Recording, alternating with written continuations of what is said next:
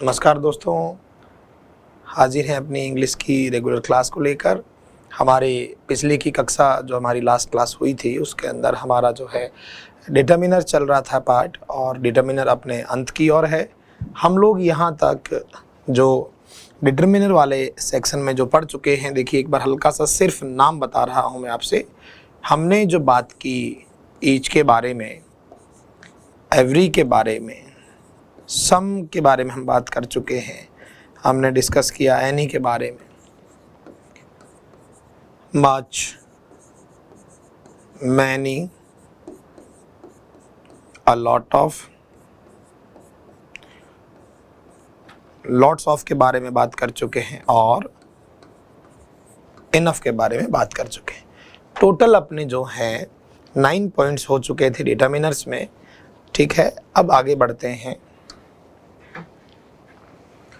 देखिए बात करते हैं 10th और 11th पॉइंट की।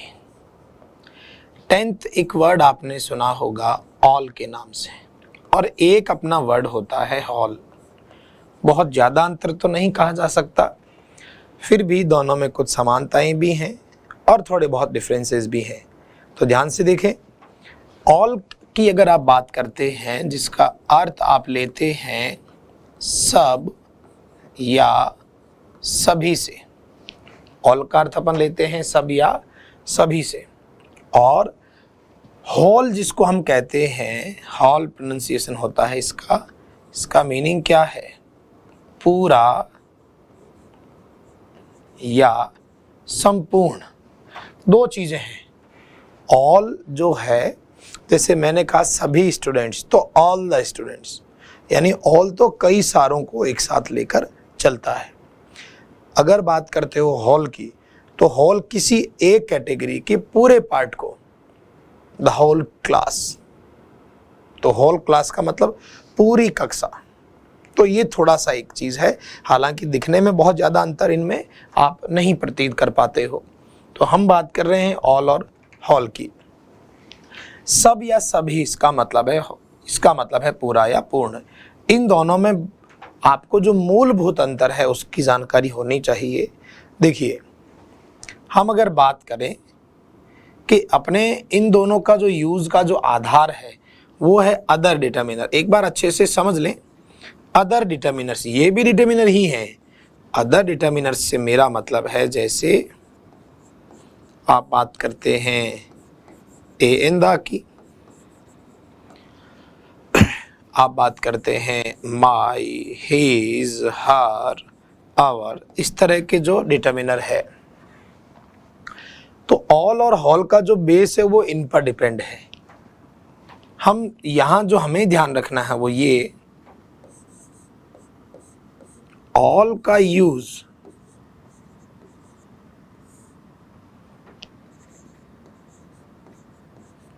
इनसे पहले करना है।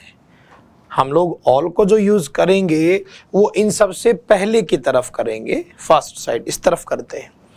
और बात रही हॉल की,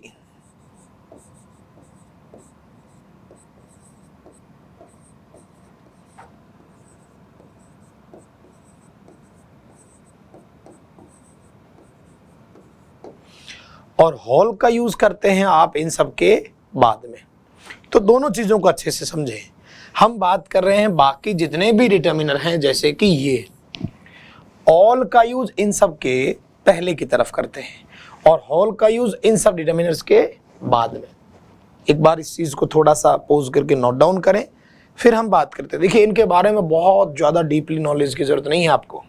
हमारे काम की जो चीजें हैं उसी पर ही फोकस करना जरूरी है। तो ये एक बेसिक डिफरेंस बताया है। इसके अकॉर्डिंग मैं कुछ सेंटेंस आपके सामने लिखता हूं। आप उनमें अपने पास में, आपको जो है मैं 2 ऑप्शन दे रहा हूं, एक ऑल और दूसरा हॉल। और ये कुछ सेंटेंसेस हैं, ध्यान से लिखें।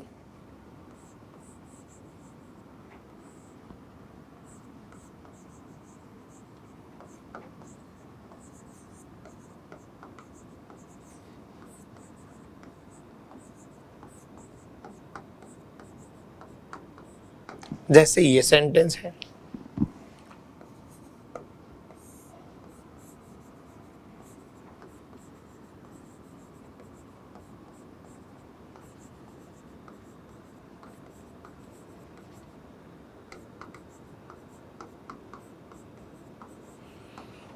जैसे ये सेंटेंस है,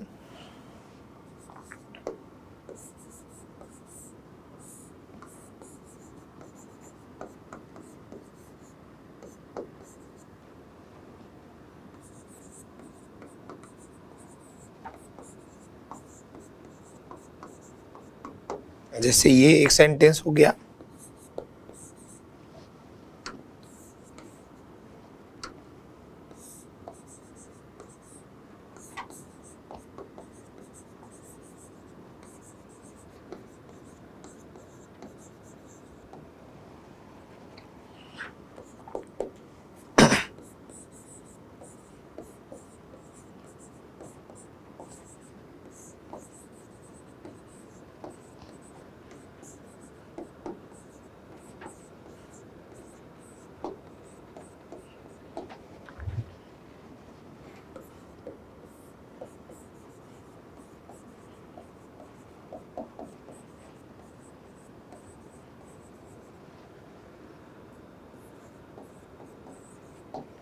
तो ये सेंटेंसेस हैं अपने, बहुत ज़्यादा बड़ा डिफरेंस नहीं है, लेकिन फिर भी आपको जो ध्यान रखना है वो ये है कि हम लोग ऑल का जो यूज़ करते हैं वो करते हैं बाकी डिटर्मिनर के पहले की तरफ, और होल का जो यूज़ करते हैं बाकी डिटर्मिनर के बाद में करते हैं।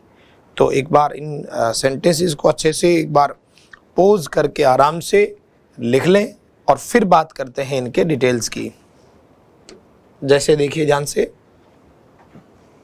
पूरी कक्षा पिकनिक के लिए गई है तो यहाँ ये देखिए द आ रहा है, ये भी एक डिटर्मिनर है, पर हमारी बात हुई थी कि डिटर्मिनर्स के पहले तो आता है ऑल और बाद में आता है होल। यहाँ देखिए बाद में पूछ रहा है तो हम क्या लिखें, the whole class is going for a picnic. अगले की बात करें तो यहाँ लिखा हुआ है द। अब देखिए ये भी डिटर्मिनर, इसके पहले पूछ रहा, तो इसके जब पहले की बात कर रहा है तो पहले आते हैं कौन, ऑल, तो हम क्या लिखें, ऑल द स्टूडेंट्स। ये अपना डिटर्मिनर पे डिपेंड करता है। यहाँ लिखा हुआ है माई डैश फैमिली, माई डिटर्मिनर है, इसके बाद में हम क्या लिखते हैं, माई होल फैमिली। आगे बात करें, डैश माई फ्रेंड्स, मेरे सभी मित्र, माई के पहले हम क्या लिखते हैं, ऑल माई फ्रेंड्स। आगे बढ़े, he spend a dash day on this project, यहाँ ए भी एक डिटर्मिनर है, इसके बाद में पूछ रहा है, हम क्या लिखेंगे, एक पूरा दिन, a whole day on this project. आगे बात करें, dash the furniture was sold, सारा फर्नीचर जो है वो बेच दिया गया, तो हम डिटर्मिनर के पहले पूछ रहा है तो हम लिखेंगे all the furniture was sold. तो अच्छे से एक बार तसल्ली से इनको देखें, बहुत बड़ा डिफरेंस, अपने को बहुत ज़्यादा गहराई तक आ जाने की ज़रूरत नहीं है। हमारा काम जो एवरेज पिछले 5 से 7 वर्षों के क्वेश्चंस आ रहे हैं, हमें सिर्फ उनको ही अच्छे से तसल्ली से एक एक चीज़ को देखना है। तो वीडियो पॉज करके एक बार इन सबको आप लिख लें और फिर बात करेंगे आगे। हम लोग जो है अभी तक हम लोगों ने बात की ऑल और होल की, अब बात करते हैं आगे।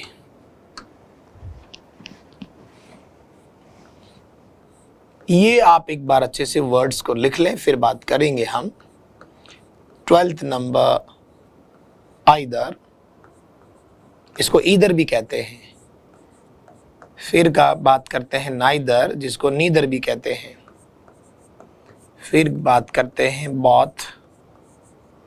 इसके अलावा एक वर्ड और आता है 15 नंबर पर,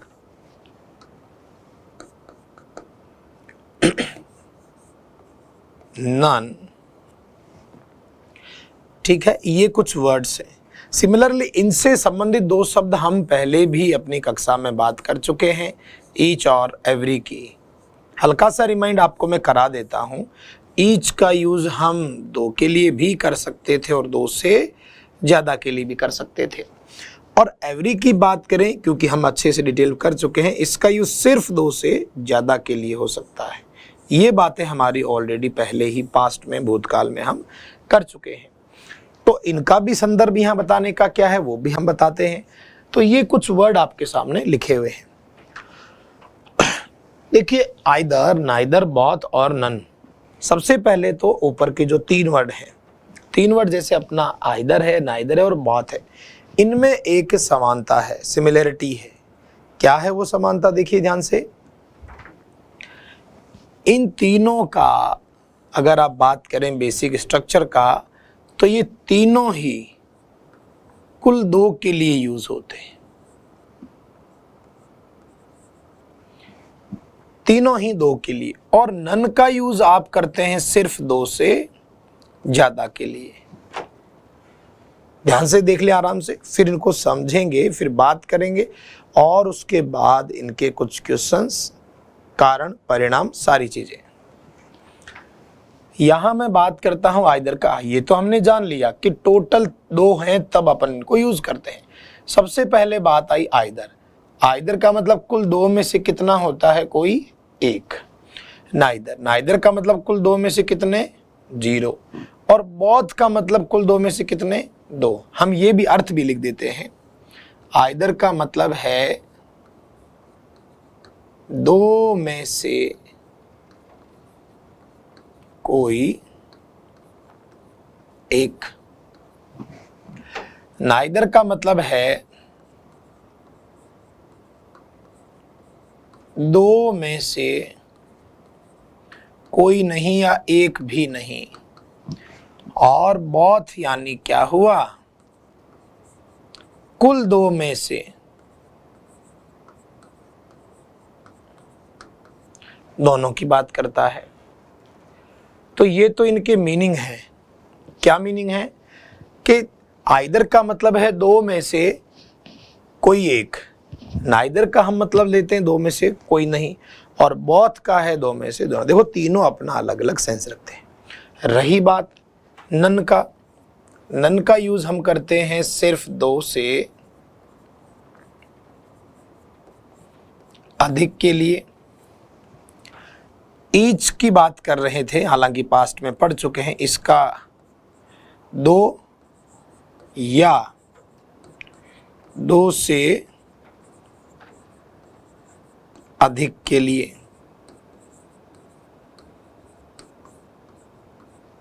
आगे बात करते हैं एवरी की। एवरी का सिर्फ 2 से ज्यादा के लिए ही करते हैं।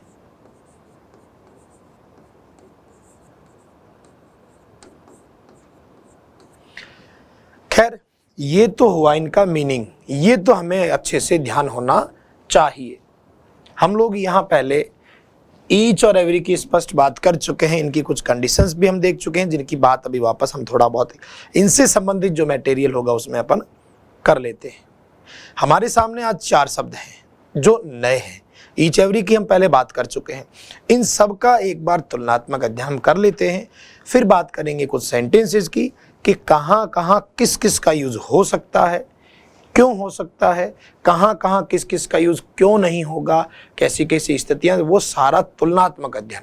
हमारे सवाल जो आते हैं वो ऑप्शंस वाले आते हैं, इस वजह से हमें पता होना चाहिए कहाँ कौन सा ऑप्शन क्यों तो आएगा और क्यों नहीं आएगा। तो एक बार ये सारे शब्द आप नोट कर लें कि हम लोग जो है आज इन सब के बारे में अच्छे से डिस्कशन करने वाले हैं। अब देखिए बात करते हैं। मैंने कहा आइदर का मतलब 2 में से एक, 2 में से कोई नहीं। तो इनके लिए कुछ पॉइंट्स हैं जो कि हम अगले पेज पर चलते हैं। सबसे पहली चीज, कंडीशन जो आपको याद रखनी है वो ये, क्या है वो, कि अगर बात करते हैं आइदर, नाइदर और बोथ की, इन सब का यूज कितनों के लिए करते हैं, सिर्फ केवल 2 के लिए किया जाता। एक तो चीज ये आपको हमेशा ध्यान रखनी है कि आइदर, नाइदर, बोथ का यूज केवल ओनली 2, केवल 2 के लिए किया जाता है, जैसा कि हम पहले बात कर चुके हैं। दूसरी स्थिति,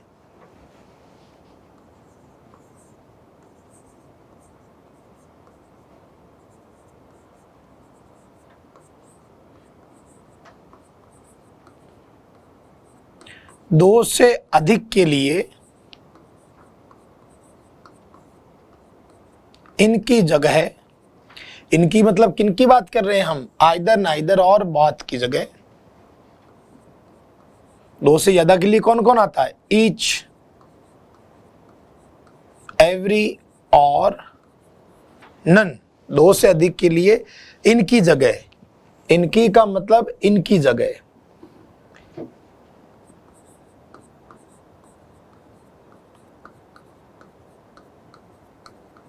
यह है दूसरी कंडीशन। अच्छे से हर स्थिति को समझ लें, फिर हम तुलनात्मक अध्ययन करेंगे। जब तक तुलनात्मक अध्ययन नहीं करते हैं तब तक हम ऑप्शंस में अंतर पता नहीं कर पाते हैं कि कौन सा आंसर सही है और कौन सा सही नहीं है। तो दोनों कंडीशन, मैंने कहा आइदर नाइदर बोथ दो के लिए, हालांकि आपको याद होना चाहिए ईच भी सिर्फ दो के लिए यूज हो सकता है और दो से ज्यादा के लिए भी, जो भी जिक्र किया मैंने। पर यह याद रहे, अगर सेंटेंस को पढ़कर आपको संख्या का पता चला, ध्यान रहे संख्या का पता चला, अगर वो दो है, अगर वो दो है तो हम किस किस का यूज कर सकते हैं, आइदर, नाइदर, बोथ और ईच का, क्योंकि इनका दो के लिए।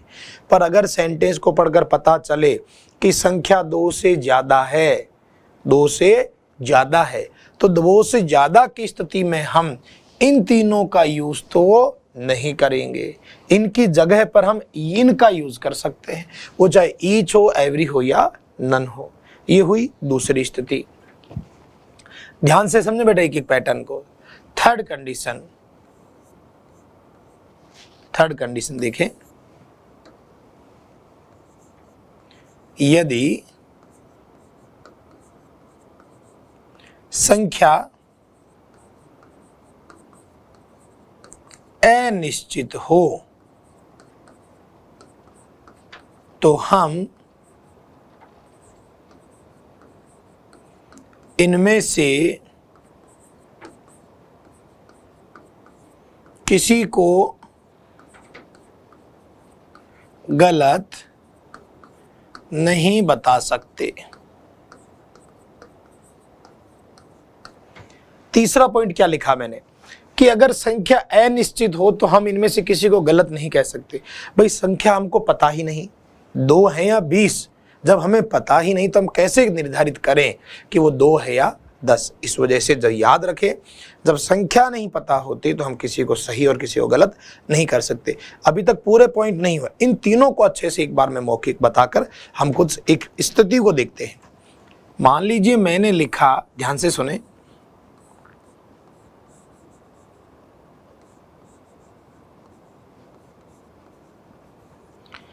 ये स्थिति, आगे सेंटेंस की बात नहीं कर रहे, एक बेसिक टर्म।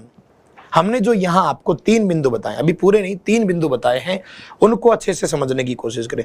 जब तक पूरी थ्योरी नहीं पढ़ पाते हैं तब तक आगे बढ़ने की कोशिश नहीं कर सकते, क्योंकि बेसिक चीजें हमें हर चीज पता होना चाहिए। तो देखिए ये एक सेंटेंस, अगला मैं लिखूं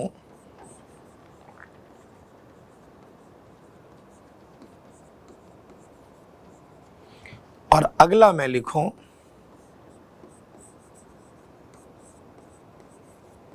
आगे सेंटेंस। मान लीजिए अभी यहां नहीं लिख रहे हैं, वो तो आगे डिस्कस करेंगे।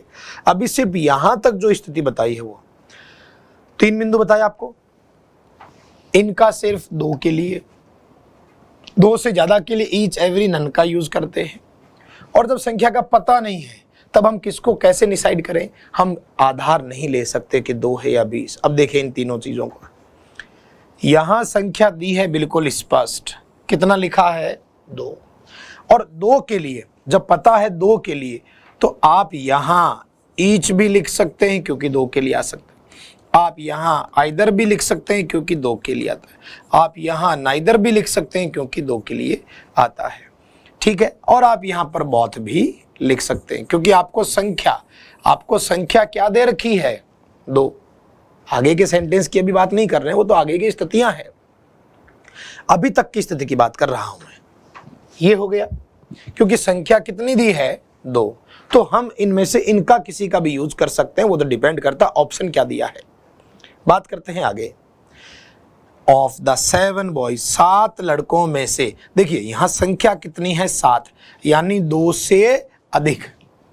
अब यहाँ कौन सा आ सकता है कौन सा नहीं आ सकता, कि जब संख्या 7 दे रखी है तो क्या हम आइदर का यूज कर सकते हैं? नहीं, नाइदर भी नहीं आता है, बोथ भी। अगर संख्या 2 से ज्यादा है तो हम कर सकते हैं, या तो हम क्या कर सकते हैं, नन। ईच भी कर सकते हैं, क्योंकि ईच 2 के लिए भी आता है, 2 से ज्यादा के लिए भी आता है, जिसकी चर्चा हम भूतकाल में भी कर चुके हैं और अभी जस्ट भी बताई थी। ईच आ सकता है। और कौन आ सकता है इसके अलावा? और हम एवरी की भी बात कर सकते हैं, हालांकि एवरी की कंडीशन है कि इसके तुरंत बाद ऑफ नहीं आता, इसलिए यहां एवरी को अपन नहीं कर रहे। तो नन हो सकता है, ईच हो सकता है। ये किसके लिए? क्योंकि हमारे पास संख्या निर्धारित कितनी?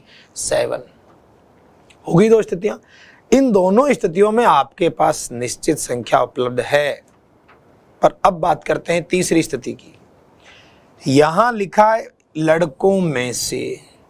अब ये बॉयज, क्या बॉयज को देखकर हम निर्धारित कर सकते हैं कि ये 2 हैं कि 200 हैं कि 20 है? क्योंकि 2 को भी बॉयज लिखते, 200 को भी बॉयज लिखते। तो ये क्या है? अनिश्चित संख्या। और जब संख्या निश्चित नहीं है, हमें पता नहीं चल रहा सेंटेंस में, सिर्फ बॉयज लिखने से हमें कैसे पता चले? तो ऐसी जब स्थिति होती है तो हमारे हिसाब से फिर हम किसी को गलत ना करें। फिर तो चाहे आप आइदर लिखो, फिर तो आप चाहे नाइदर लिखो, फिर तो आप चाहे ईच लिख दें, चाहे आप नन लिख दें, चाहे बोथ लिख दें, क्योंकि हमारे पास संख्या का निर्धारण नहीं है। याद रहे, जब संख्या का निर्धारण नहीं होता है तो इनके अलावा फिर किसी और चीज पर फोकस करना चाहिए कि कहीं और ये पूछना चाह रहा हो। यहां तक ये 3 स्थितियां हुई। ध्यान से सुन लीजिए, मैं सारी स्थितियां बताकर एक बार इनका जो है तुलनात्मक अध्ययन आपको करवा दूंगा। उसके बाद आप इनसे संबंधित जितने भी प्रश्न अपनी पिछली परीक्षाओं में और वर्तमान की परीक्षाओं में जो पूछे जा रहे हैं उनके बारे में आप अध्ययन कर सकते हैं। तो ये 3 स्थितियां हो गई, ठीक है। अब बात करते हैं आगे। हमारी 3 पॉइंट्स हो चुके हैं। एक बार इनको अच्छे से ध्यान से जो है नोट डाउन करते रहें वीडियो को पॉज करके। चलिए अब बात करते हैं 4th पॉइंट की।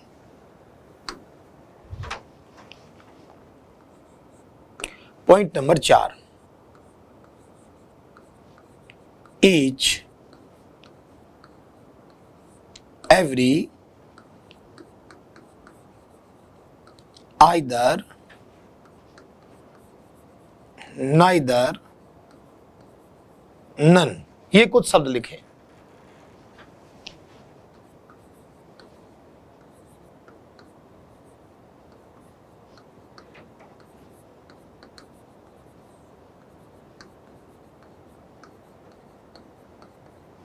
ये देखिए क्या कंडीशन है चौथी, कि ईच एवरी आइदर नाइदर और नन, इनके बाद अगर बात करते हैं वर्ब की तो वो कैसी होनी चाहिए? सिंगुलर, एक वचन। ध्यान से देखा एक एक चीज को। आगे बात करते हैं 5वां बिंदु।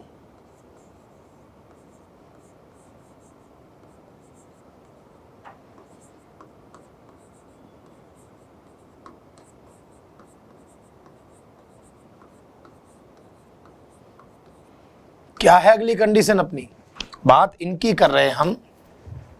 हमने ये कहा either neither none each every, इनके साथ आती है सिंगुलर क्रिया। और एक जो हमारा पार्ट बचता है बोथ, इसके बाद में आपको प्लूरल वर्ब लिखनी है, बहुवचन क्रिया लिखनी है, याद रहे। फिर आगे चलें। अगर यहीं की बात करते हो, दोनों स्थितियों को वापस समझ लें।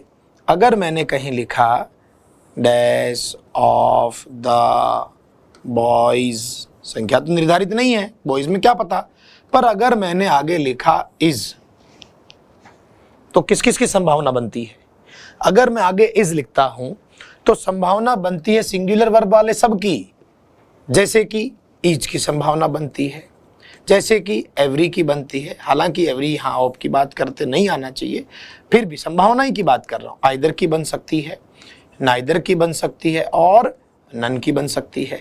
तो इनकी संभावना बन सकती है, क्योंकि आगे सेंटेंस में अगर वर्ब क्या दे रखी है? एक वचन, क्योंकि इन सब के बाद में एक वचन क्रिया आती है। बात करते हैं अगली कंडीशन की, कि बहुत अगर यही सेंटेंस ऐसा होता अपना,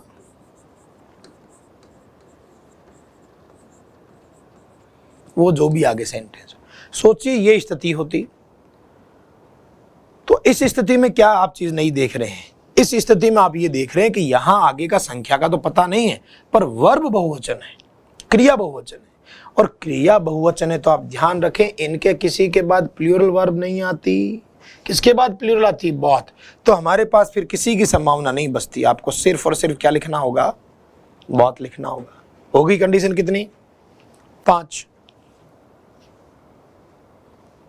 आगे चले।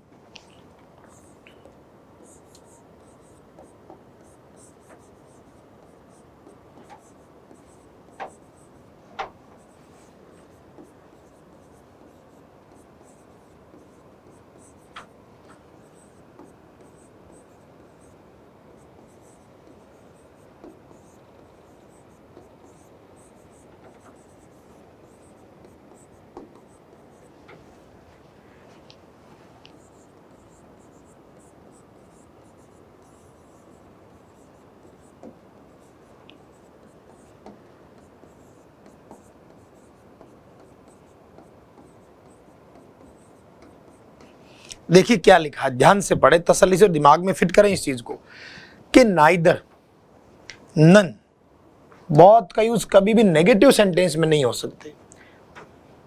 इनका यूज हम नेगेटिव सेंटेंस में नहीं कर सकते। यानी अगर अपना सेंटेंस पहले से ही नकारात्मक है, पहले से ही नेगेटिव है, तो फिर आप नाइदर नन का तो इसलिए नहीं कर सकते क्योंकि ये तो पहले से खुद भी नेगेटिव है, तो डबल नेगेटिव तो आने से रहा।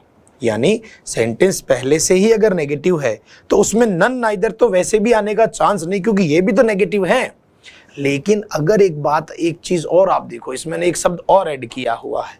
वो क्या किया हुआ है? बहुत। हम क्या बात कर रहे हैं, इसको पॉइंट को समझें।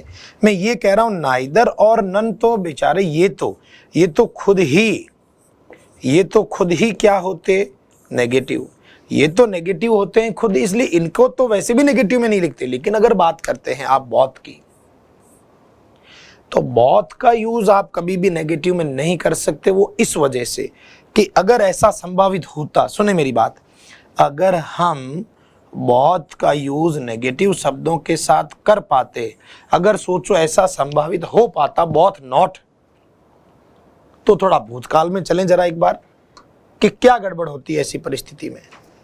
अगर मैं बहुत के साथ नॉट लिख पाता, तो सोचें अगर ऐसा संभव होता तो नाइदर का अस्तित्व खतरे में पड़ जाता। फिर नाइदर क्या काम आता? अगर आप बहुत को नेगेटिव में लिख पाते तो फिर नाइदर का अपना कोई काम बचता ही नहीं। इस हिसाब से तो नाइदर होता ही नहीं। तो इसी वजह से नाइदर नकारात्मक भाव के लिए है, दो के लिए, बहुत सिर्फ सकारात्मक भाव के लिए। याद रहे, बहुत के साथ नेगेटिव शब्द नहीं आ सकता, मतलब बहुत का प्रयोग हम नेगेटिव में नहीं करते हैं, क्योंकि इनके लिए अंग्रेजी में अलग शब्द बना है जिसका मतलब है नाइदर। क्योंकि बहुत का मतलब दोनों, अगर बहुत के साथ नॉट लगा दे तो अर्थ क्या हो जाएगा? दो में से कोई नहीं। ऐसी स्थिति दिक्कत करती है, इस वजह से बहुत के साथ नेगेटिव शब्दों का प्रयोग नहीं कर सकते। तो हमारी बात चल रही थी इनकी बिंदुओं की। तो यहां इस तरीके से हमने छोटे छोटे 6 बिंदु लिखे हैं, पढ़े हैं। आप इनको पॉइंट टू पॉइंट जरूर नोट करते जाएं।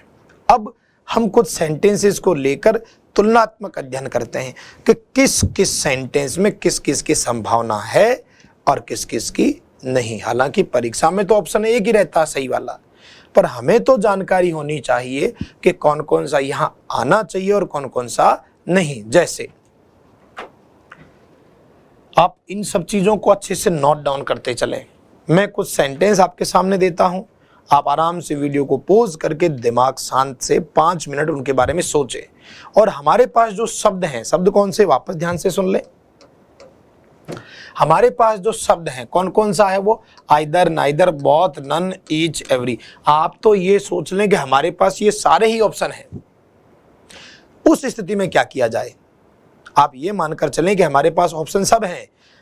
उत्तर एक शब्द भी आ सकता है, एक से ज्यादा भी आ सकते हैं। तो बात करते हैं इनके बारे में। देखिए हम लोग कि इनकी प्रैक्टिस के लिए कि हमारे पास ऑप्शन तो हो गए सारे। ऑप्शन अपने पास कौन कौन से हो गए जरा यहां मेंशन कर देते हैं। आइदर भी आ सकता है, नाइदर की भी बात करनी है, बोथ की भी बात करनी है, नन की भी बात करनी है, ईच की भी और एवरी की भी। ये एक हल्का सा एक आइडिया कि हमारे पास ये सारे ऑप्शन उपलब्ध है। देखते हैं किस किस का कितना मामला व्यवस्थित हो पाता है। मैं सेंटेंस लिखता हूं जरा तुलनात्मक अध्ययनों के लिए।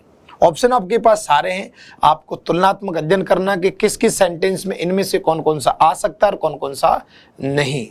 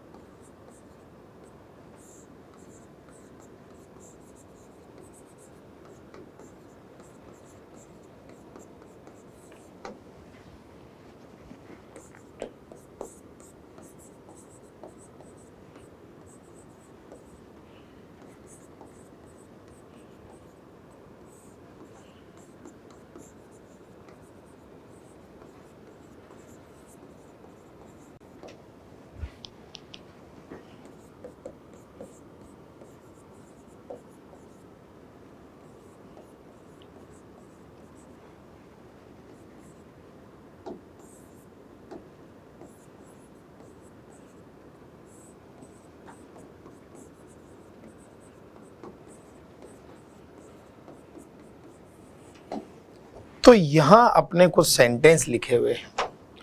आप एक बार इन सभी सेंटेंसेस को बहुत अच्छे से बारीकी से एक बार आप देखें, फिर हम बात करते हैं कि कौन सा सही है कौन सा सही नहीं है। देखिए, तुलनात्मक अध्ययन की बात चल रही है।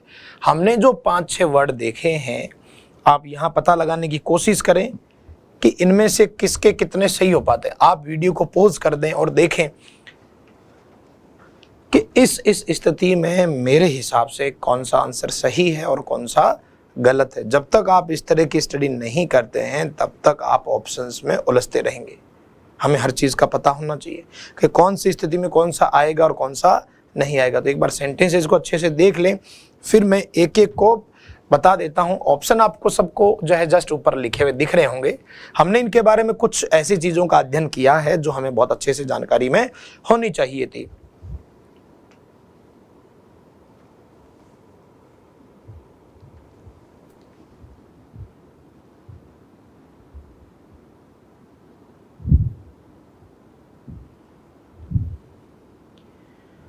जब तक हम खुद आंसर नहीं कर लेते हैं तब तक देखिए, क्योंकि आपको बार बार वीडियो पॉज करके एक बार सारे इनकी जितने भी तुलनात्मक अध्ययन है वो कर लेने चाहिए।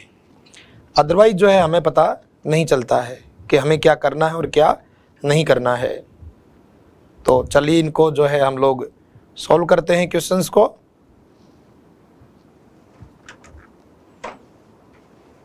सबसे पहला सेंटेंस ये है, डैश ऑफ द 2 प्लेयर्स। ध्यान रखिए सबसे पहले कि संख्या का पता चल रहा है या नहीं। देखिए यहां संख्या क्या है, स्पष्ट 2। और जब संख्या 2 स्पष्ट है तो क्या क्या अंतर हो सकते हैं। और ध्यान रहे आगे क्रिया भी साथ में क्या है, यहां इज यानी एकवचन।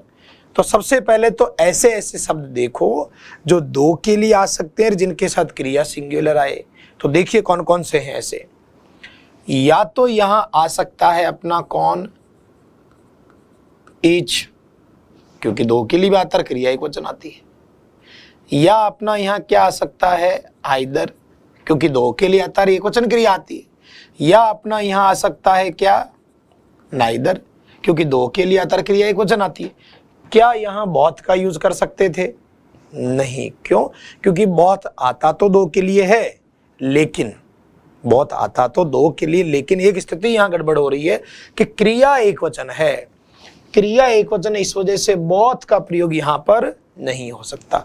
तो इस प्रश्न के संभावित उत्तर थे 3, ईच हो सकता, आइदर हो सकता और neither.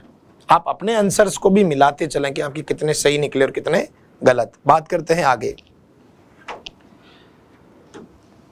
Dash of the 2 players, यहां भी संख्या दे रखी है 2, यहां क्रिया बहुवचन है। संख्या तो पता चल गई मुझे कितनी है 2, लेकिन संख्या से क्या, आगे क्रिया भी तो बहुवचन है। भाई हमारे सामने कोई वास्तविकता तो है नहीं कि हम आंखों से देख लें कि कितने वाक्य हैं। हमारे पास तो जो सेंटेंस उपलब्ध है उसी पर ही खेल खेला जा सकता है। तो ये कह रहा कि डैश ऑफ द 2 प्लेयर्स, 2 खिलाड़ियों में से, यहां आर दे दिया। अब ऐसे शब्द ढूंढने जो 2 के लिए आते हैं और उनके साथ क्रिया भी बहुवचन आए। ऐसा तो इनमें से एक ही शब्द है, वो है बोथ। बाकी 2 के लिए आते हैं तो आइदर नाइदर हैं, पर उनके साथ तो क्रिया सिंगुलर आती है ना। तो ऐसी स्थिति में इनमें से जो सबसे उचित उत्तर हो सकता है वो कौन हो सकता है, बोथ। ओके, बात करते हैं आगे। यहां संख्या पता चली हमें कितनी, 6 और आगे क्रिया एक वचन। तो ऐसे कौन कौन से शब्द हैं जो 2 से ज्यादा के लिए आते हैं, एक वचन क्रिया आती है। तो इसमें अपना संभावित उत्तर हो सकता है ईच और नन। यहां एवरी इसलिए नहीं आ सकता, आता तो 2 से ज्यादा के लिए ही एक वचन आती, लेकिन एवरी के तुरंत बाद ऑफ नहीं लिखते हैं, ऐसा हम पहले भी बात कर चुके हैं। इस वजह से इसके संभावित उत्तर कितने हैं, 2, ईच भी हो सकता है और नन भी हो सकता है। बात करते हैं अगले सेंटेंस की। यहां प्लेयर्स, क्या सिर्फ प्लेयर्स शब्द आप संख्या पता लगा सकते हैं, कतई नहीं। क्या पता 2 हैं कि 20, तो जब संख्या निर्धारित नहीं है तो हम किसी को ये नहीं कह सकते कि 2 हैं या 200, इसलिए वो तो हमारे पास आधार है ही नहीं। और आगे क्रिया की बात की जाए, तो नॉट, डिडंट, नेगेटिव। याद करें कुछ पिछला जमाना, यहां क्या बात हुई थी हमारे कि नेगेटिव सेंटेंसेस में नाइदर, नन और बोथ नहीं आने चाहिए। तो वापस चलें पिछले वाक्य पर अपने। यहां संख्या तो पता नहीं है पर नेगेटिव है, और नेगेटिव में नाइदर नहीं आ सकता, बोथ नहीं आ सकता, नन नहीं आ सकता। आ सकते हैं तो कौन, और ऑफ है तो एवरी भी नहीं है। तो हमारे 2 उत्तर संभावित हैं, या तो यहां ईच होता और या यहां पर क्या होता, आइदर। डिडंट से पता नहीं चल रहा सिंगुलर प्लूरल क्रिया का, लेकिन यहां एक चीज नेगेटिव तो है, नेगेटिव में नाइदर नहीं आएगा, नन नहीं आएगा और बोथ नहीं आएगा, बच्चे 2 3। और एवरी का तो ये रहता है कि इसके तुरंत बाद ऑफ का यूज सामान्यतः अपन नहीं करते, जैसा कि हम पहले की कक्षाओं में देख चुके हैं। आगे बात करते हैं अब। आई हैव 2 कार्स, मेरे पास कितनी गाड़ियां हैं, 2। अब 2 गाड़ियां हैं, यानी हमारे को संख्या पता चल रही है। तो सोचिए, और 2 के लिए आना चाहिए और आगे क्रिया भी एक वचन, तो ऐसी सब स्थिति में उत्तर हो सकते हैं ईच भी ठीक है, आइदर भी अपना ठीक है, और इसके अलावा 2 के लिए और कौन आता है, नाइदर भी ठीक है। तीनों संभावित उत्तर हैं। क्यों, क्योंकि संख्या 2 पता चल रही है, आगे क्रिया एक वचन, बहुत आ नहीं सकता क्योंकि इज लिखा है। सेम अगला सेंटेंस यही कि मेरे पास किताबें कितनी हैं, 2। जब 2 किताबें हैं तो संख्या पता चल रही है 2, और आगे कह रहा है आर, बहुवचन। अब ऐसे शब्द जो 2 के लिए आते हैं बहुवचन क्रिया, तो ऐसा तो मेरे पास एक ही उत्तर उपलब्ध है, वो कौन है, बोथ। तो सही उत्तर बोथ।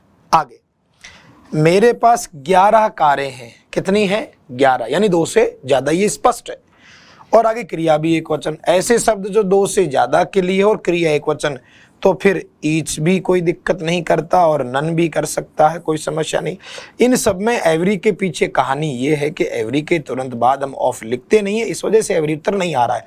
तो ईच भी ठीक है, नन भी ठीक है।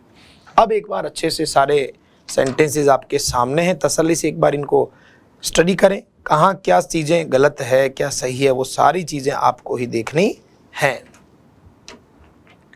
जब तक इस तरह का तुलनात्मक अध्ययन हम नहीं करते हैं तब तक इनको पढ़ने से कोई फायदा नहीं है। तो अच्छे से वीडियो को पॉज करके आप इन चीज़ों को देखा करें। तो अब इतना ही आज के लिए। अब हमारा जो मुख्य पार्ट आता है वर्ड मीनिंग का, उसके बारे में डिस्कस हम कर लेते हैं। यहाँ तक जितना भी बताया है एक बार अच्छे से उसको एक शॉर्ट नोट्स अपनी नोटबुक में बनाते रहें। आगे के डिटर्मिनर अगले की कक्षाओं में, आगे की कक्षा में हमारा डिटर्मिनर जो थोड़े बहुत यूजेस बचे हैं, बहुत ज़्यादा पार्ट नहीं बचा है अपना, जैसे दिस दैट दिस दोज का थोड़ा सा इंट्रोडक्शन, हालांकि बहुत बड़ी चीज़ें नहीं है, वो 5 से 7 मिनट में बताया जा सकता है। और उसके बाद फिर अपना जो है अगला पार्ट हम शुरू करेंगे।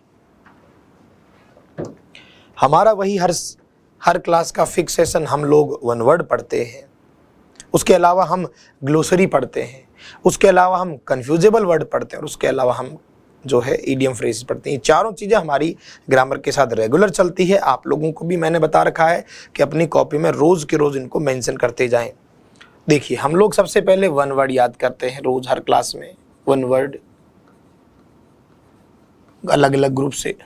तो हम लोग आज कुछ ऐसे शब्दों की बात कर रहे हैं जो या तो किसी चीज़ के ग्रुप है, ग्रुप को आप या कह सकते हो, वो किसी ना किसी चीज़ का क्या है, कलेक्शन, समूह, या कोई चीज़ संग्रहण है।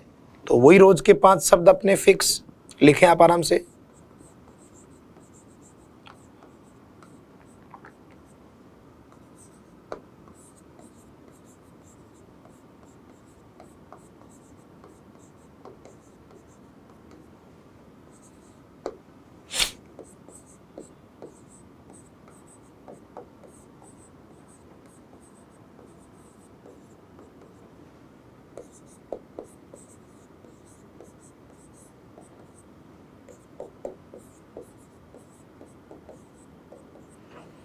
हैमलेट,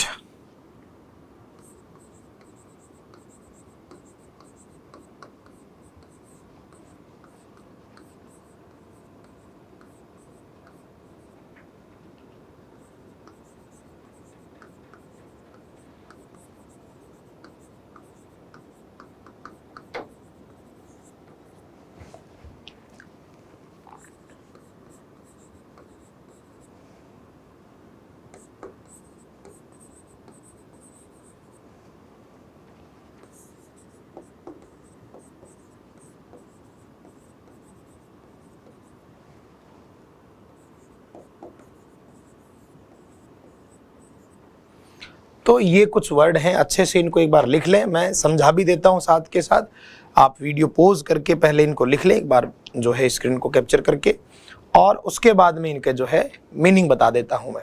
सबसे पहला हैमलेट, इस नाम से विलियम शेक्सपियर का एक अच्छा जो है दुखांत टाइप का नाटक भी है, सैड स्टोरी टाइप में, वो भी सेम यही है।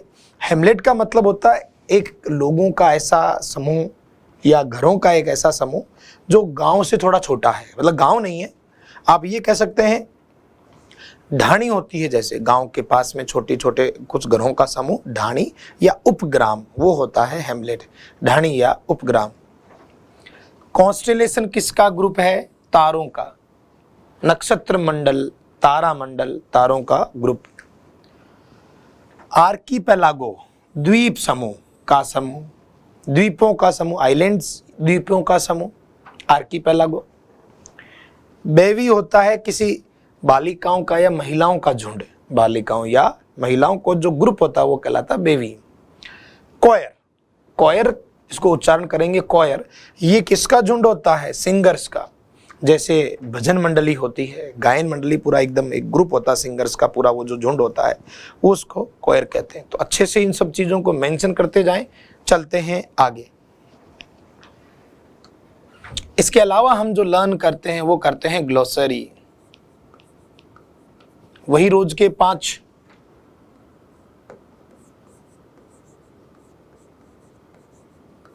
Patent,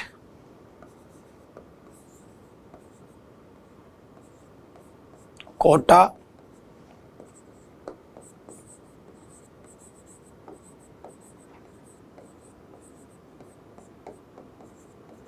remuneration,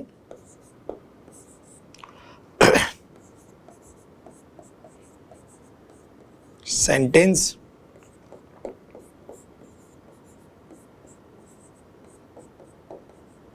tentative. देखिए पेटेंट क्या होता है, हम देखा आपने कभी कभी सुना होगा किसी कोई एक आविष्कार है या कोई चीज उसने बनाई है, वो उसके नाम से पेटेंट करवा लिया, फिर वो उसके अलावा किसी और के नाम से नहीं बेचा जा सकता, कॉपीराइट जैसा मिलता जुलता। हिंदी में वैसे इसको कहते हैं एकस्व। कोटा, कोटा मतलब जैसे आपने कहा रिजर्वेशन में महिलाओं का कोटा निर्धारित है, विकलांगों का जो पूरा रिजर्व, वो कोटा। कोटा एक शब्द होता है जिसका निर्धारित भाग, जैसे इसको हिंदी में हम कहते हैं नियत अंश। आगे बात करते हैं रेम्यूनरेशन। रेम्यूनरेशन आप देखिए, आपने कभी शब्द सुना होगा पारिश्रमिक, या दिहाड़ी टाइप में एक शब्द मेहनताना। सेंटेंस एक अपने अंग्रेजी में वाक्य होता, ठीक वैसा ही है, क्रिया है जिसका अर्थ होता है दंड आदेश कह दो या दंडादेश कह दीजिए, या आपने एक शब्द जो बहुत कॉमन है सजा सुनाना। जैसे कहा गया he was sentenced to death, उसे फांसी की या मृत्यु की सजा सुनाई गई, सजा सुनाना। टेंटेटिव, टेंटेटिव के अर्थ क्या होते?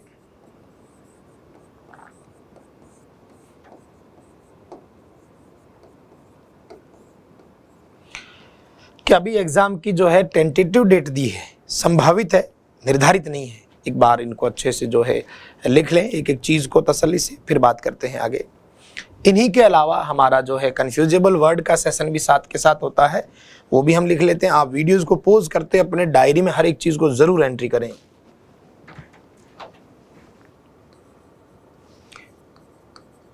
कन्फ्यूजेबल वर्ड्स,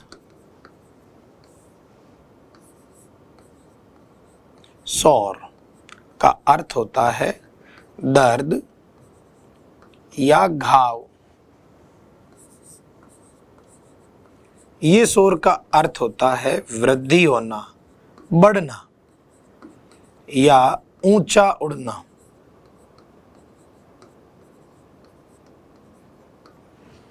इसके अलावा एक होता है टीम, जैसे मैच में उतरती है, जिसको अपन अर्थ लेते हैं दल, कोई समूह। और एक ये टीम जिसके अर्थ होते हैं बरसात होना या कोई चीज से भरा होना,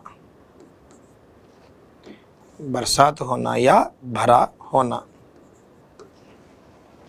एक और लिख लेते हैं, रोज 3 लिखते हैं उसी प्रकार। वाइन, शराब, वाइन। अंगूर या अंगूर जैसी कोई बेल कह सकते हैं, ऐसी बेल जो किसी के सहारे ऊपर बढ़ती हो, छोटी छोटी बेल लगी हुई होती है ना घरों में या कहीं पर, वो लिख लें इनको। वीडियो पॉज करके एक चीज को आप जो है एंट्री करते जाएं। इसके अलावा हमारा जो रोज का 5 हम लोग इडियम्स फ्रेजेस भी लिखते हैं।